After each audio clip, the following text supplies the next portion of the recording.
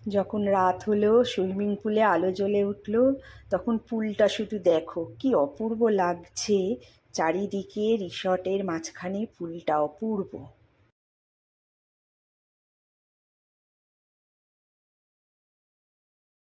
নমস্কার বন্ধুরা, সমুদ্র সৈকতের অপরূপ সৌন্দর্যে আমাদের কেটে গেল 2 রাত 3 দিন। খুব মজা করেই আমরা কয়েকজন বন্ধু আর ছেলে বউ মিলে বেরিয়ে পড়েছিলাম। সংসারের কাজ তো আছেই, কিছুটা বাইরে সময় কাটালে মনটা ভালো হয়।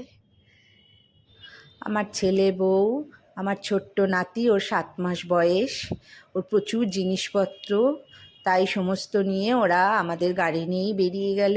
আর আমরা বন্ধুরা এসি বাস করে আমরা বেরিয়ে পড়লাম। গিয়েছিলাম মন্দারমণির উদ্দেশ্যে। প্রথমে দীঘা ঠিক করব ভেবেছিলাম, কিন্তু দীঘার পরে যাওয়া হয়নি। মন্দারমণি আগেও গেছি, কিন্তু থাকা হয়নি।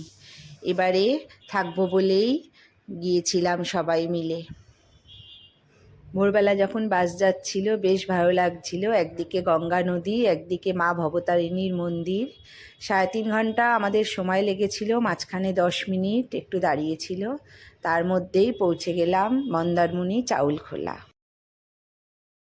চাউলখোলা থেকেই অটো আর নাহলে ট্যাক্সি রয়েছে। আমরা অটো ধরলাম। অটো ধরে 13 কিলোমিটারের প্রায় পথ আমি চলে গেলাম। কিছুটা যায় রাস্তা খারাপ ছিল, তাও পৌঁছে গেলাম। আমাদের রিসর্টের নাম ছিল সুইট ফ্যান্টাসি।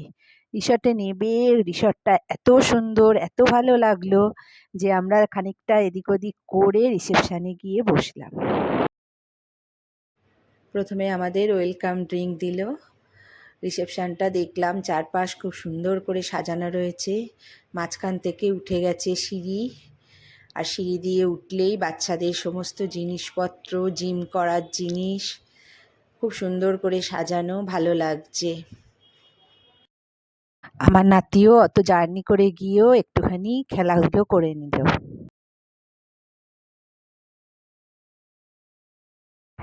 এবারে সকলের ফ্রেশ হওয়ার পালা। দুপুরের লাঞ্চের অর্ডারটা দিয়ে দেওয়া হলো। যে যার মতো ইচ্ছা সবাই সবাইকার মতো করে খাবারের অর্ডার দিল। তার মধ্যে ভেটকি, পোনা মাছ, ডিম, ডাল, পোস্ত, আলু ভাজা, স্যালাড কোনো কিছুই মোটামুটি বাদ গেল না। প্যাকিং করেই খাবারগুলো দিয়েছিল। খাবারের স্বাদটাও ভালো, আর অনেকক্ষণ সবাই খায়নি, বেশ ভালো করেই সবাই লাঞ্চ কমপ্লিট করলো। রিসর্টে ঢুকতেই রয়েছে কার পার্কিংয়ের জায়গা। রুমগুলো বেশ বড় বড়। এদিকে আরও রুম তৈরি হচ্ছে। রুমের ভেতরে সমস্ত কিছুই রয়েছে, ফ্রিজ থেকে টিভি থেকে সব জিনিস একদম সাজানো গোছানো। চলো রিসর্টটা তোমাদের ঘুরে দেখাই। এখানে আছে প্রচুর বসার জায়গা, সবুজ ঘাসটা পুরো ভেলভেটের মতো লাগছে। আর এদিকে দোলনা, শেড দেওয়াও অনেক জায়গা রয়েছে যেখানে লোকে বসতে পারবে। পাশ দিয়ে রয়েছে বিশাল সুইমিং পুল। বড়দের আছে, বাচ্চাদের আছে, সব রকমভাবেই ওরা ব্যবস্থা করে রেখেছে। সুইমিং পুলের পাশেই ড্রিঙ্কের ব্যবস্থা রয়েছে।